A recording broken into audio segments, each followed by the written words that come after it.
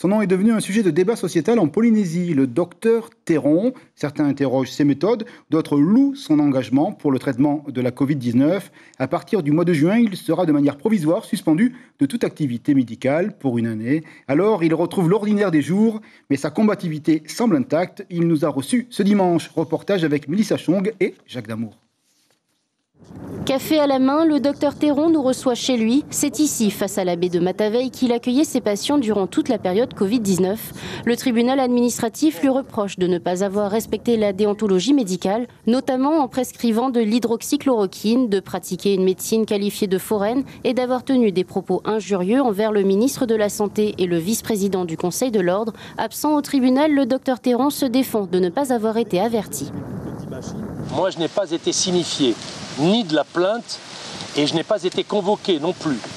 Par contre, je sais par la presse, depuis déjà des mois, et par des indiscrétions de gens du gouvernement d'ailleurs qui m'en ont fait part, quelques confrères m'ont fait part que je faisais l'objet d'une plainte.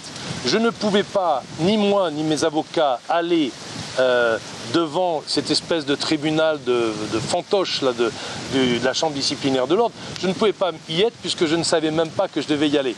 Donc il s'agit en fait initialement d'une plainte du gouvernement de la Polynésie française contre le docteur Théron.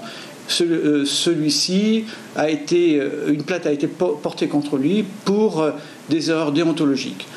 Le Conseil de l'ordre de la Polynésie française, notre ordre, s'est associé à cette plainte parce que nous avons estimé que le docteur Théron, de par ses actes, avait discrédité la population médicale. À la retraite depuis juin 2020, le docteur Théron assure ne pas avoir changé son quotidien de médecin généraliste bénévole.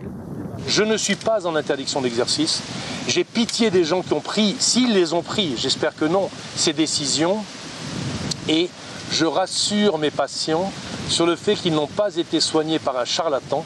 Ils ont été soignés par un médecin en règle et qui ne faisait que répondre au devoir sacré d'assistance à personne en danger. Le Conseil de l'ordre n'a jamais interdit la prescription de l'hydroxychloroquine, mais a assujetti la prescription à une recommandation auprès des malades pour dire que, en l'état actuel, au moment où on prescrivait ce traitement, on ne savait pas si c'était efficace.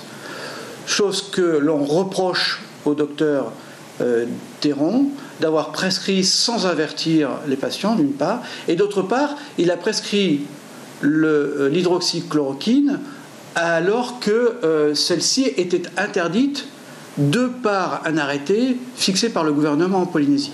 Jean-Paul Théron a 2 mois pour faire appel de la décision du tribunal administratif. Quant au procès pour violence aggravée envers un huissier de justice, il a été renvoyé au 27 mai prochain. L'information en continu sur Polynésie la première, Internet et réseaux sociaux.